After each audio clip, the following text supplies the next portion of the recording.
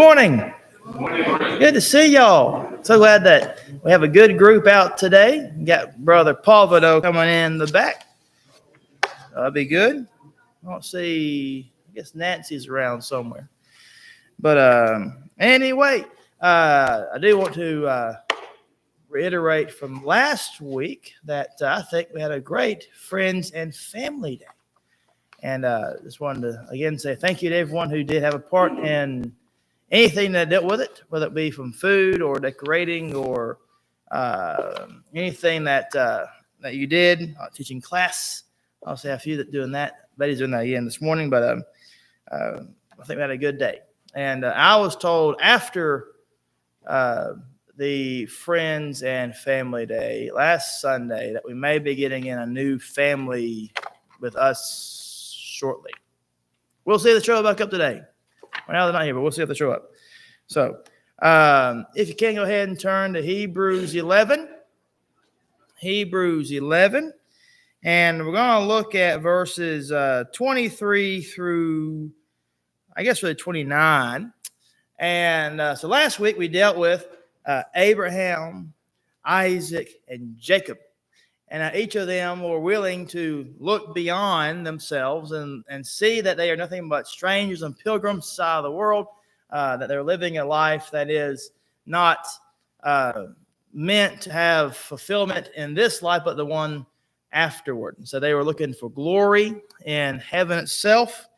And you see that in verse 16 of Hebrews 11, as well as verse 21 and 22 about the bones of Joseph and how he was one of the sons of Jacob and how he wanted and he desired his bones to be taken around with the children of Israel all until the promised land, because he was looking for the promised Messiah as well. So he wanted his bones to be in that place for the time to come.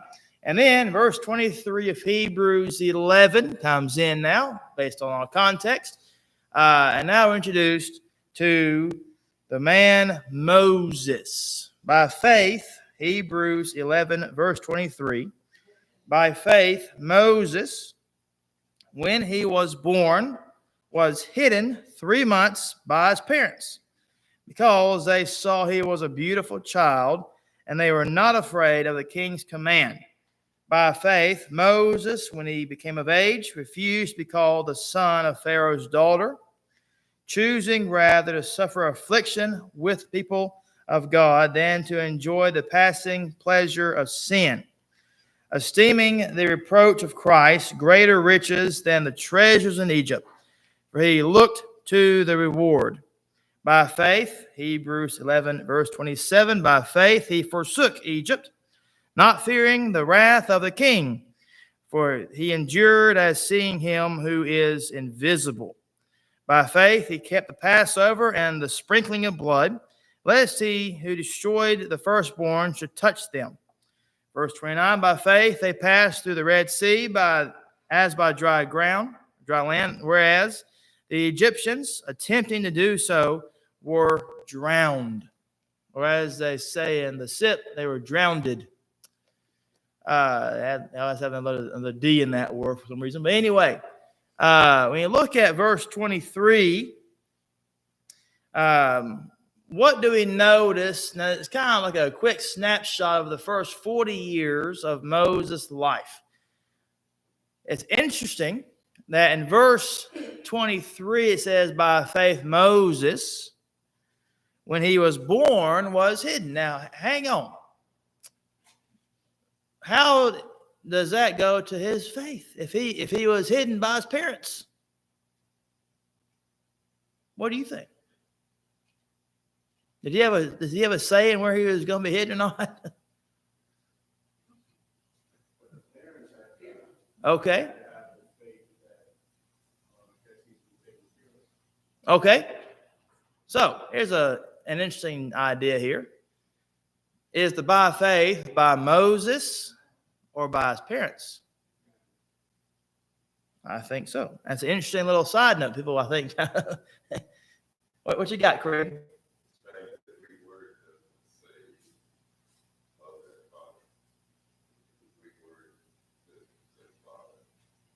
His father? Oh, really? Is it Peter? Look at that. Huh. Well, I didn't look at that one. That's interesting. It's interesting that the New King James would have made it a plural for parents instead of just father. That's funny. Okay. Go figure. Well, man, that's good.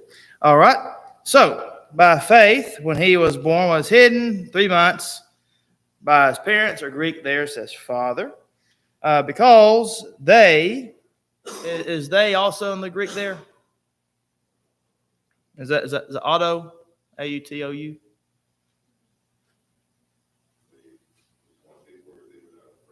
Okay. All right. So they saw he was a beautiful child, and they were not afraid of the king's command. Now, what was the king's command? Well, kill all the babies. All baby boys. All right. Let's look at Exodus 1 for some general context here. Exodus 1 and 2, really. So what's transpired between Exodus 1 from Genesis 50 is Genesis 50 ends with man in, it would seem to be, good standing with God. After Genesis 1, 2, and 3, where man left that good standing with God through sin. And now in Exodus 1, we see it kind of flipped on its head a little bit. Now we have affliction toward the faithful, someone who is not practicing good. And then at the end of Exodus, we're going to see that now there is a great recurrence back to being delivered by God again. Now, of course, that would be dealing with the promised land, those kind of things. But so Exodus 1, though, what was the main issue? Well, we see that you have some names there in Exodus 1 about the children of Jacob, Reuben, Simeon, Levi, Judah, Issachar, Zebulun, Benjamin, Dan, Naphtali, Gad, Asher. All those who are descendants of Jacob were 70 persons, for Joseph was in Egypt already. And Joseph died, verse 6, all his brothers and all that generation. But the children of Israel were fruitful and increased abundantly, multiplied and grew exceedingly mighty. That's a lot of the same word, isn't it? I think should make a point that there's a lot of Israelites coming in very, very quickly. So I'm interpreting that one because of the same word being used, exceedingly abundantly, growing, mighty, all those kind of things, increasing. Okay? And the land was filled with them. And they couldn't step on anywhere without stepping on a Jew, it seemed. Now, there arose a new king over Egypt, and he, one who did not know Joseph. And he said to his people, this would be the Egyptians, look, the people of the children of Israel are more and mightier than we. Come, let us deal shrewdly with them, lest they multiply and it happen in the event of war that they also join our enemies and fight against us, and so go up out of the land. Therefore they set taskmasters over them to afflict them with their burdens. And they built for Pharaoh supplied cities, Pithom and Ramses. But the more that they afflicted them, the more they multiplied and grew, and they were in dread of the children of Israel. And so the Egyptians made the children of Israel serve with rigor, and they made their lives bitter with hard bondage, in mortar and brick and all manner of service in the field. All their service in which they made them serve was with rigor. Then the king of Egypt spoke to the Hebrew midwives, here we go, of whom the name of one was Shiphrah, and the name of the other was Puah. What y'all say, Puah? Puah? Okay, good name for a dog. And he said, when you do the duties of a midwife for the Hebrew women and see them on the birth stools, if it is a son, okay, here we go, then you shall kill him. But if it is a daughter, then you shall live. Kind of like the one-child policy of China, but they did it in reverse, you see. Okay, but the midwives feared God and did not do as the king of Egypt commanded them, but saved the male children alive. So the king of Egypt called for the midwives and said to them, why have you done this thing and saved the male children alive? And the midwives said to Pharaoh, because the Hebrew women are not like the Egyptian women, for they are a lively bunch, and they give birth before the midwives come to them. So it seems to be that they're kind of hiding them out. Okay. Therefore, God dealt well with the midwives, and the people multiplied and grew very mighty. And so it was, because the midwives feared God, that he provided households for them. So Pharaoh commanded all his people, saying, every son who is born to you, shall cast into the river, and every daughter you shall save alive. And then we see Moses is born. A man of the house of Levi, Exodus 2:1, went and took up a wife as a daughter of Levi. And so the woman conceived and bore a son. And when she saw that he was a beautiful child, makes you wonder if he was ugly, what she would have done with him. If he was ugly, man, would she have seen him on? I don't know. But thankfully he was born beautiful, I guess. He was a beautiful child, and she hid him 3 months. But when she could no longer hide him, she took an ark of bulrushes for him, daubed it with asphalt and pitch, and put the child in it, and laid it in the reeds by the river's bank. And his sister stood afar off to know what should be done to him. Then the daughter of Pharaoh came down to bathe at the river, and her maidens walked along the riverside. And when she saw the ark among the reeds, she sent her maid to get it. And when she opened it, she saw the child, and behold, the child wept. And so she had compassion on him and said, this is one of the Hebrews' children. Then his sister said to Pharaoh's daughter, shall I go and call a nurse for you from the Hebrew women? For they know that she may nurse the child for you. And then Pharaoh's daughter said to her, go. And so the maiden went and called the child's mother. Interesting.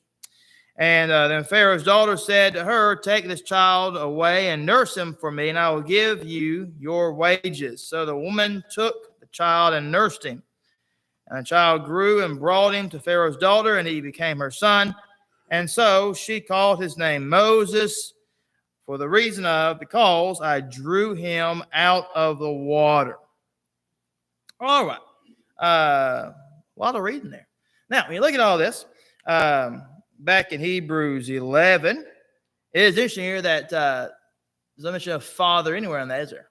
It's all women. So it's interesting there that it's pater, father, in Hebrews 11. What you got?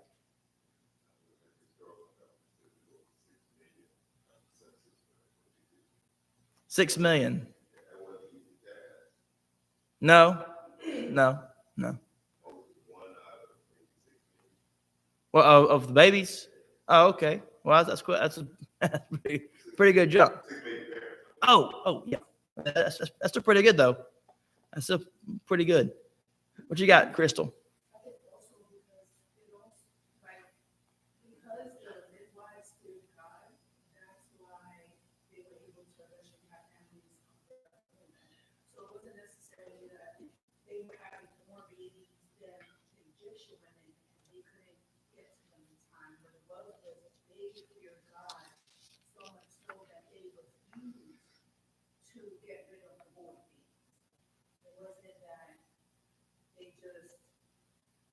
Basically, they were born against authority. Right. Right. Yeah. Right. Yeah.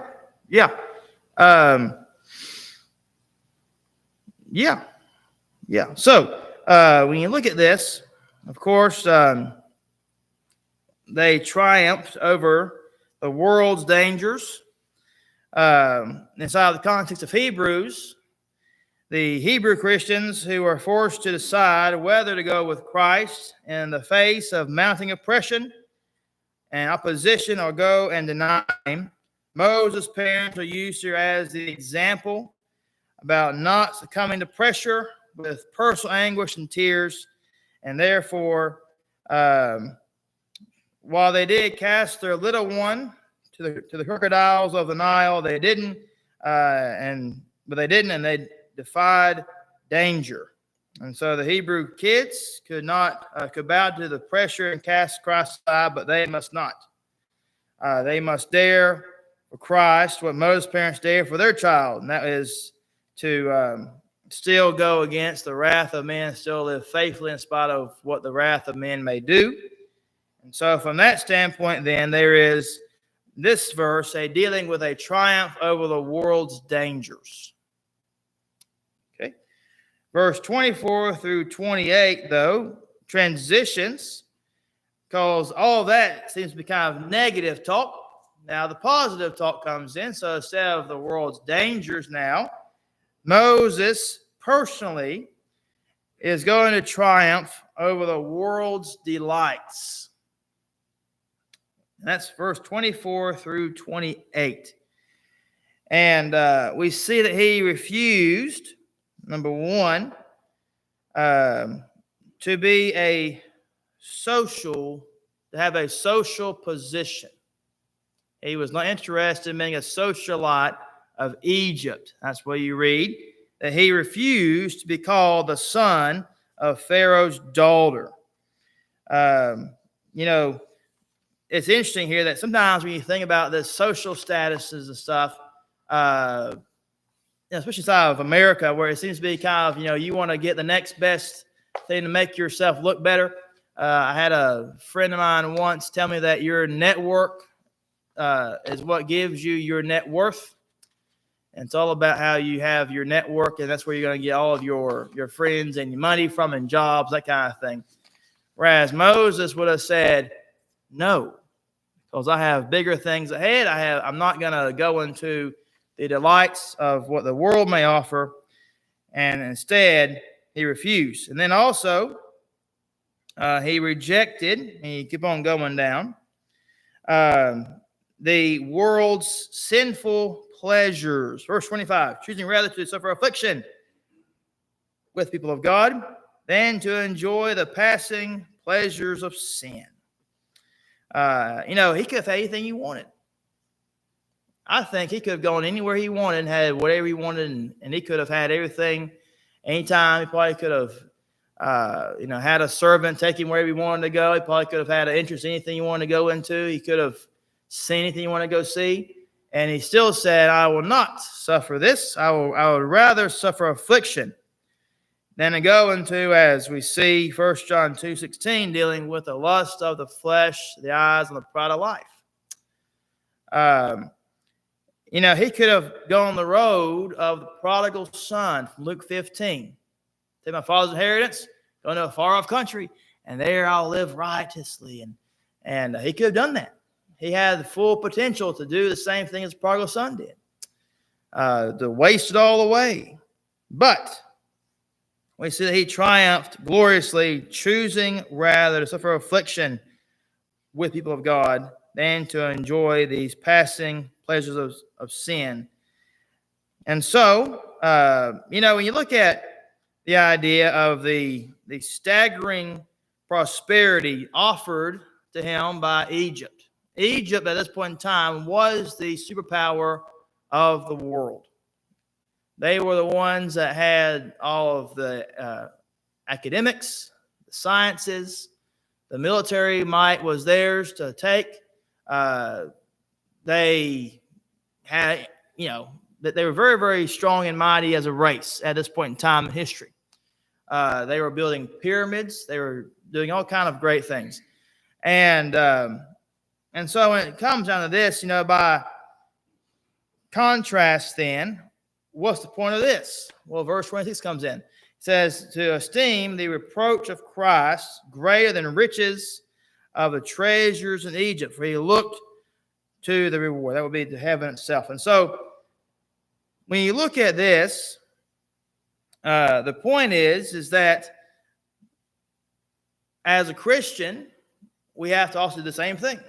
Go against what the world may offer, go against what the world has on offer, what our country has on offer, and say, I would much rather obey God, even if it meant having a harder life in the world standpoint, than to lose my soul at the expense of what I have. So when you look at this, of course, we know that Christians, and I know America is different because we're not, being persecuted like other countries are, but they're Christians in those countries. But, it's interesting that in John 16, verse 33, it does say that because you're a Christian, things will happen that may be unfair and unjust at some point in times. And you don't know why, but maybe because you're a Christian. Who knows? But either way, you don't lose sight of your faith in spite of when things get tough and unjust. Yes, Sister Taylor. Instruction and teaching our children, because his mother had to teach him the value of what he hand down to him what she learned. And the scripture says, bound it on their hearts, teach him to wake up and they move about. And those things are important. Had she not told him, he would not have understood that. That's true. That's a good point. And that is never mentioned. And that scripture doesn't understand it. We have to have, as we are supposed to teach them, unless we're doing that on a basis, we get a strength out of it. Yeah, that's a fair point. Fair point. And that's what Solomon says, the train of a child and way he should go. When he's old, you don't depart from it. Yeah, I think that's a good point. And I've always found it interesting there that they went and found the kid's mom. Back at Exodus 2 there. I also found it kind of interesting that of all the people that they could have found and all the population there, they went and found the boy's mother. Also, that's kind of a providential thing. But, yeah. All right. Did you have anything? I see you stuttling in your seat. That was because Miriam made contact with Pharaoh's daughter and suggested That's correct. that she knew someone who would be able to fill that role. That's correct. Yeah. I am in the Lord. Yeah. I guess my mentality is that she didn't have to listen to a Hebrew. She would only choose a Hebrew, and she didn't have to listen to her, but yet she still did, which is interesting. And so it seems to be that she was probably more liberal-minded, whereas her dad was probably more, we're going to get rid of everything. So it seems that she's kind of open to the people. Which makes you think that she would have been a good queen, probably. She might have been a good queen. All right. And, I think that this as a purely historical side note, definitely. My understanding is that there was a Pharaoh that was with Joseph, and then there's another one that came after, a very short time. I think he got sick and died very early on. He was young, like 20 years old type thing.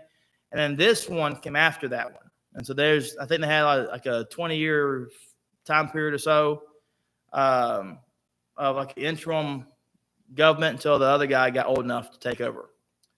And so that's the one that came up not knowing Joseph and not wanting to have anything to do with Egypt and stuff. And so he was raised in a lot different environment than the other two guys would have been because of that transitionary period. Those normal customs was that the Pharaoh would keep political ties with the next Pharaoh, whereas these ones broke. And so that's the idea there about why there was a potential issue here. Okay. All right. So when you look at Hebrews 11, verse 26 and 27, then by faith, of course, 26 at the end, for he looked to, now it's interesting here that he looked to the reward. That seems to be an actual thing. He understood that the reward was a certainty. You know, I think it's interesting that sometimes, and you may have had this thought yourself, you know, are you living your life good enough to get to heaven? You know, you may have thought, you know, what does it really mean to be a Christian? Am I really doing the right thing? All those kind of questions I think are completely normal to ask. I think they're okay to ask. And so it's interesting here that Moses was not a Christian, but I think he understood the importance of going and being with God first and foremost, rather than going with the pagans of his nation, the pagan, the polytheistic group there of Egypt. And instead he said, I want to obey God rather than all these other things around me. And so to me, it's interesting here that he understood that God is the one to offer the reward of heaven, of glory. And it seems to be that the others didn't do that. And so I think it's interesting here that he looked to the reward just like Joseph did, and Isaac and Jacob and Abraham. And so there's going to be a clear theme all the way through this. So there are three, every section has three key components. The first thing is by faith. Second thing is by obedience. And lastly is to a reward. Everything has kind of those same three components of each one of these accounts that he's going to summarize for us.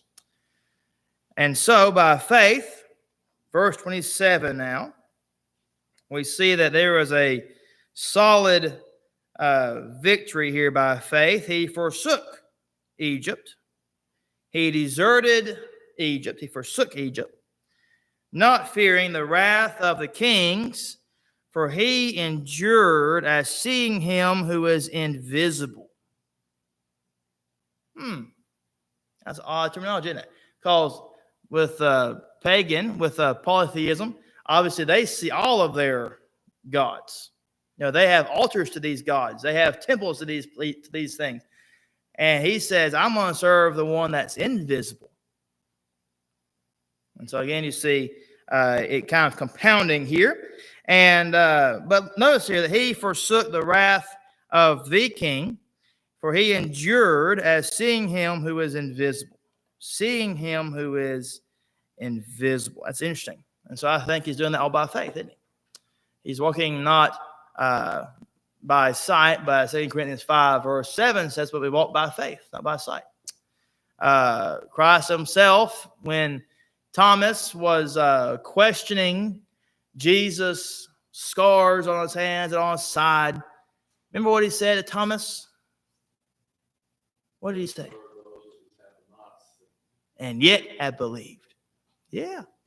And then you think about Acts 17, where Paul was dealing with those philosophers in Athens, in the Areopagus, Epineid facility there. And as he approached these Epicureans and the Stoics and maybe others who are around, he says, behold, I am here because I know that you are religious. I have seen that you have an inscription made out to the unknown God in your city. Him I am here to proclaim unto you. And then he says, in Acts 17, verse 26 and 27, that our God is not far from any one of us. And so that would be dealing, obviously, with him being omniscient, all-knowing, omnipresent, all-present, and I think even omnipotent, all-powerful. That's all together in that little section, Acts 17. And so I think Moses here is reiterating the same sentiments. He's showing the people of Egypt that he serves a greater God. He understands that his God can do much more. And so he's doing that instead of playing it safe in the counsel of the flesh. When you look at all this, he spurned, along with all the rest, the very gods of Egypt, gods and idols that were the habitation of demons, according to some, he triumphed then over Satan himself in one aspect, who, when you look at all this, the chief god for Egypt was the god Ra. And the writer of Hebrews makes the point, and his readers must lay hold of the invisible world. The visible world of Judaism was as enticing to them as Egypt was to Moses, but they too must endure as seeing him who is invisible. They could not have both Judaism and the obsolete, visible system, and Christ, the risen, ascended, invisible, soon coming back Messiah. And so all that is just trying to lay a foundation there that Christ and everything about the New Testament is spiritual. And of course, the Old Testament was very physical, but had the idea of pointing to the spiritual because of the whole types and shadows, a substance of things to come, that kind of thing. All right. And so then you have faith's solid victory, verse 27 and verse 28. By faith, he kept the Passover. Now, we see kind of jumping around a little bit here in time frames inside of the text compared to Exodus. By faith, he kept the Passover. Now, what was the Passover? Somebody remind us.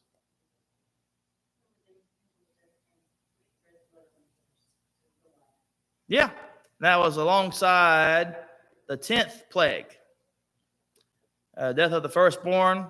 Had to go find a certain kind of lamb. Couldn't just be any old lamb. Had to be a certain lamb within the first year and without blemish. Was it a male? I think it had to be a male lamb. All those kind of things, and they had to go put his blood over the doorpost. And when angel comes over, some versions they say the Lord. Anyway, when the Lord comes over there, then he sees it, and he passes over the house, and the firstborn remains inside of that family's house. Whereas if you didn't put the blood of that lamb on your doorpost, when he came over, he would take the life of that child. Of course, Egyptians did not do it. But I would contend that maybe some believed afterward, because when you look at Exodus, I want to say it's 15, when they were going out of Egypt. If you notice very carefully that they gave them money to go, but all a mixed group. Some from Egypt went with them. So it wasn't all just an Israel thing. So I think they may have believed it, don't you? They may have said, man, get me out of this place. And so I think some Egyptians went along with it. All right. But here we see a faith's spiritual vision. So let's see. Moses bowed to the requirement of the Passover. We understand that the Passover was instituted as a main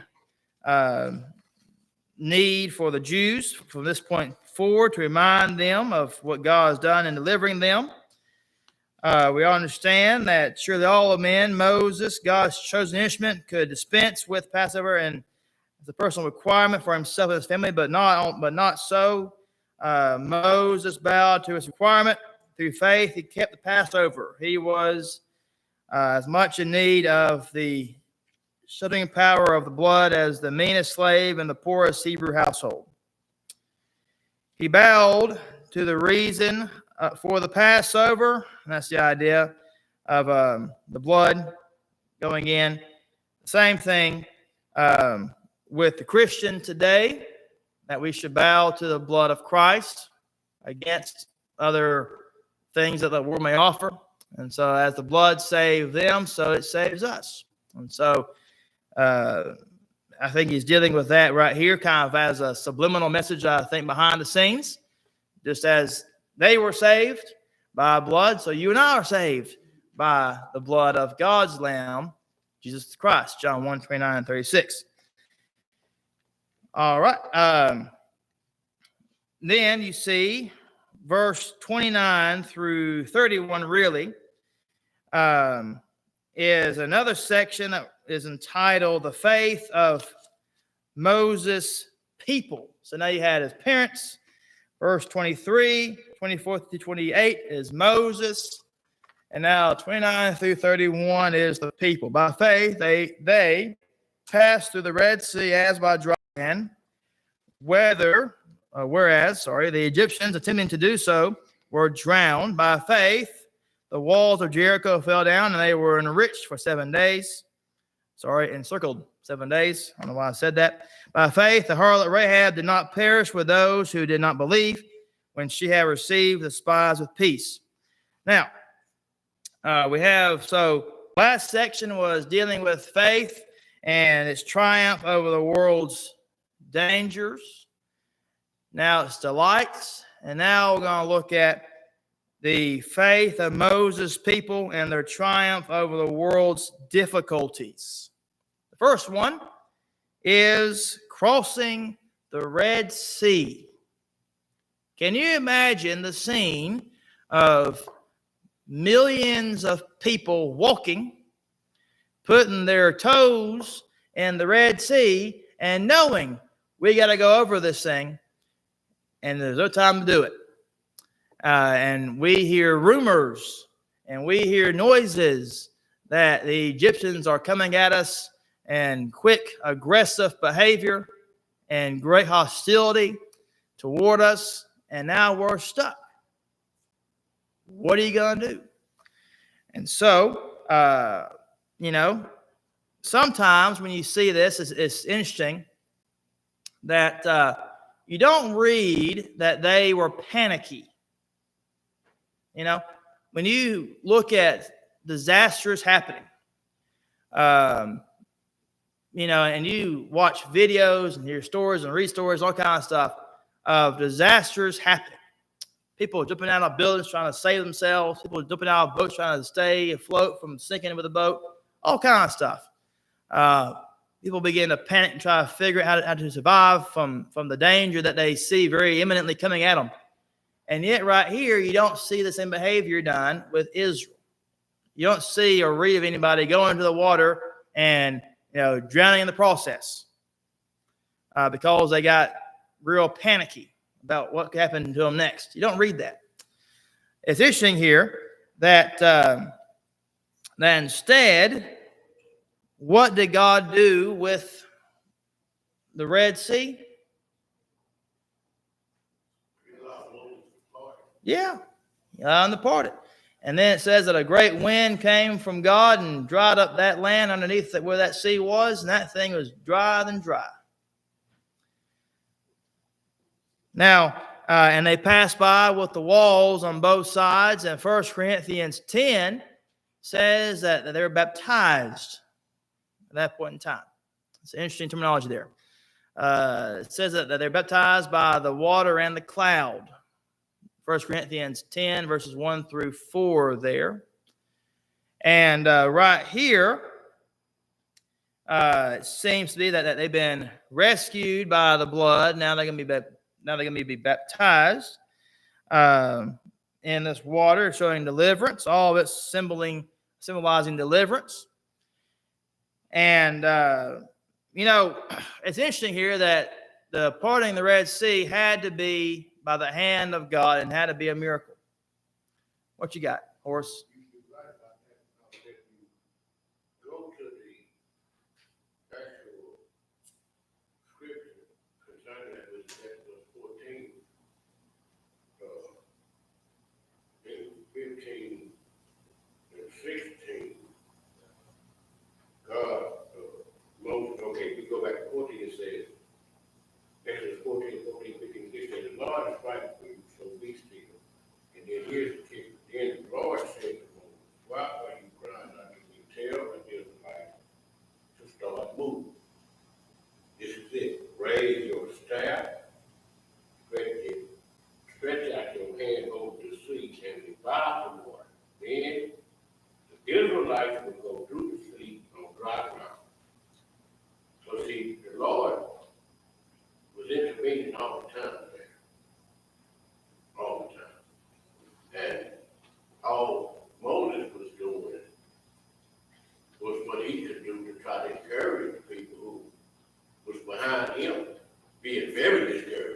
Yeah. Worried.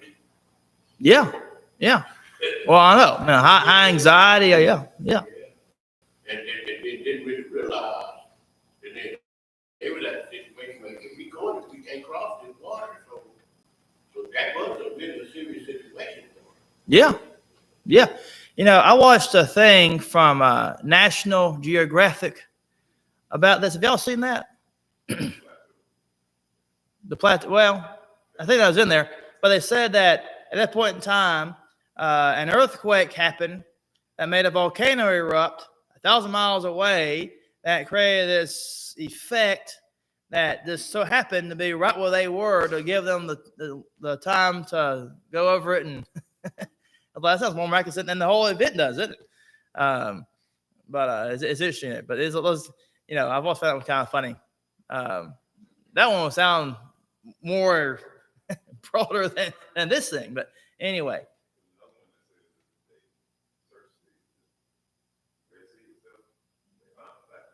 Oh, yeah. Yeah. That's what you're saying. Oh, okay. Yeah, I think I remember that very vaguely. Yeah. Yeah. Well, and that's the whole thing between the Red Sea and the Reed Sea. Yeah. Yeah. Yeah. Yeah. What you got? They just have to explain why the artifacts and things are down there. So True. to me, it's kind of like even with a lot of the followers that were following Moses, per se, is they got stuck on the following of man rather than the following of God. So this is why when Moses was no longer here, then it's kind of like, well, in the times of Moses, and Moses told us this, and Moses told you that, and when Jesus was walking, and it's like, well, Moses, and it's like, there's nothing to do with Moses. Right. With somebody else, But Yeah. were you following Moses, or were you following what Moses was telling you that was given to him by God? Mhm. And I think that's where the discrepancy comes from.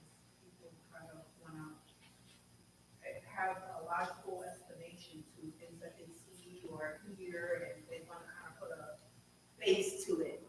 It's not really a face to it. It's just what it is. And Moses, I feel like early on, he's more complicated than as he is as he gets older. Because it is interesting because when you look at, of course, early on, he kills the Egyptians. He sees that man getting beat. He kills him, puts him out of sand. Someone sees him, tells on him. He runs. Leaves for several years and goes into Midian and finds Jethro and marries Zipporah and all those kind of things.